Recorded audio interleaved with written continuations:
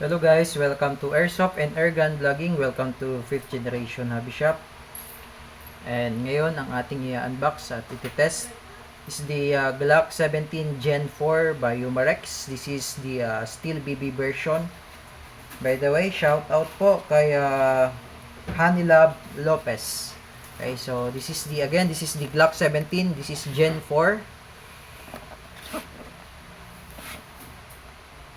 Yan, Glock 17 Gen 4. Ito po yung nababaklas yung slide. Ito po ay steel BB version. So, bali, ang bala niya ay steel ball, 4.5 mm in diameter.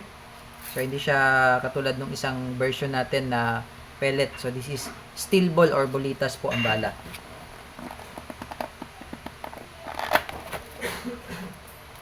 Okay, so ito po, may kasama siyang safety and maintenance manual, instruction manual,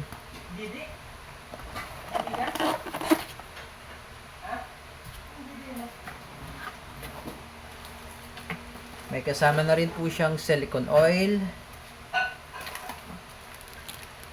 backstrap, dalawang backstrap, and yung pin, Allen wrench,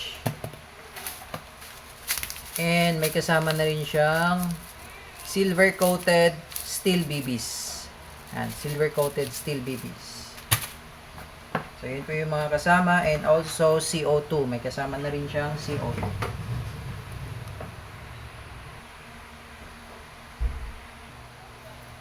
Okay, so ito po yung kanyang magazine. This is spring-fed magazine kasi steel ball nga siya. Yung isa kasi belt-fed po yun. Ito po ay 18 rounder. 18 rounder capacity. Ito yung kanyang specs. Naka-smooth bore barrel, metal slide, polymer frame, blowback, 18 rounder capacity, CO2 powered, 2 joules energy. Okay. Ngayon, paglalagay po ng CO2, bali ito pong spring niya, ibababa nyo po. Yan. Tapos, ganyan.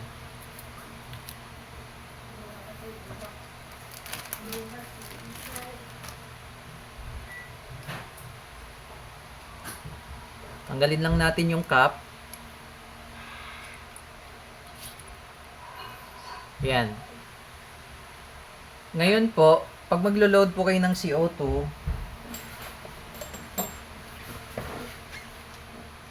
lagyan nyo po ng oil, itong tip, yung tip ng CO2, lagyan nyo po ng oil yan.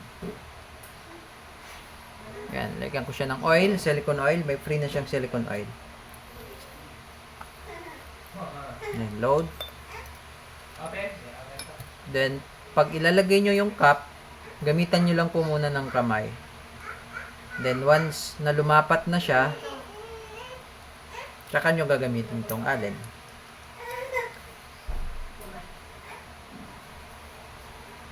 Yan. So, kailangan lang po mabilis yung pihit. Okay, then tamang higpit lang po. Then, balik lang natin yung base pad.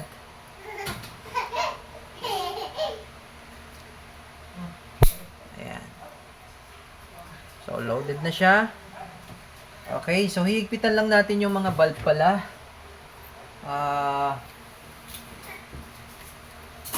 Yung valve, hihigpitan po natin, oh. Ayan, nahigpit na po yung valve. So, ang gamit ko po dito ay valve tool. So, hindi pa po ito kasama sa package.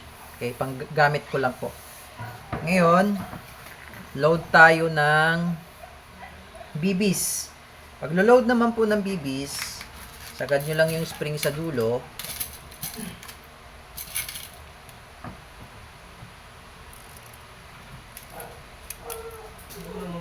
Ayan, meron naman siyang lock. Pwede nyo i-lock siya. Ayan. Ayan, naglalak para hindi kayo mag-hold.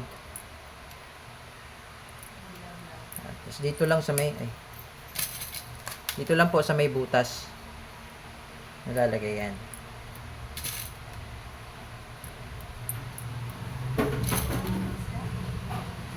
Ayan. And then pag i-release nyo po yung spring, eto po, takpan nyo po. Takpan nyo po yan. Tapos, dahan-dahan lang po ang release. Takpan nyo lang po yan, no? Tapos, dahan-dahan lang ang release. Yan. Okay. So, ayan. Lumabas yung isa. Ayan po. Okay. So, loaded na po yan. Tatabi lang natin. So, ito yung Gen 4. Ayan, may markings po siya. Glock 17 Gen 4, Austria. So, this is only an airgun, no? Sa mga makapanood po. Mukha lang siyang tunay talaga. Ayan. Pwede mo rin siyang lagyan ng flashlight. Ayan.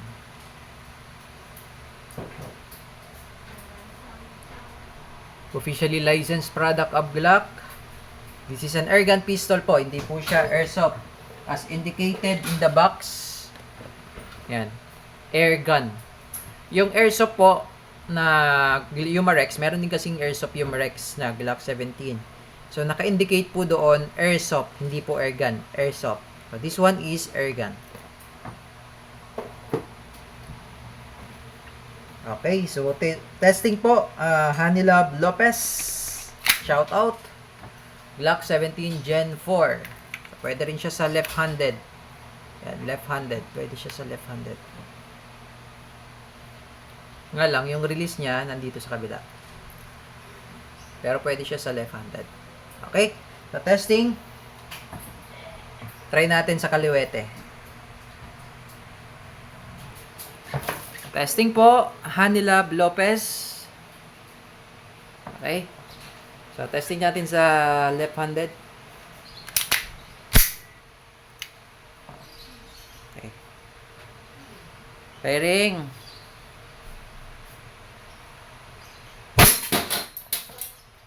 Okay, left-handed.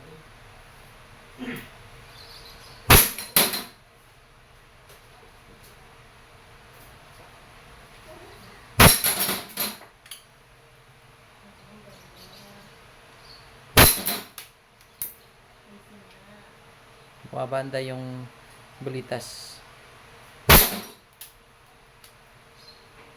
Hindi ako sanay sa kaliwete. Kadad po kasi ako eh. So, busin na natin yung bala. Ayan, open slide na. Okay, so ito po ay nag-o-open slide pag wala ng bala kasi spring fed po siya eh. Okay? So release nyo lang yung magazine.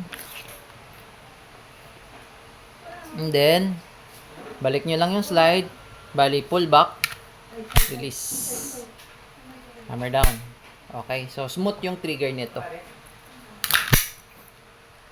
Tapos may safety siya sa ilalim. So kailangan po ikakasan nyo muna para ma-activate yung safe. Ayan. Ilalim.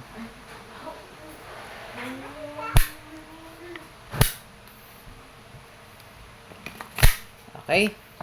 So again, this is the Glock 17 Gen 4 airgun pistol by Umarex.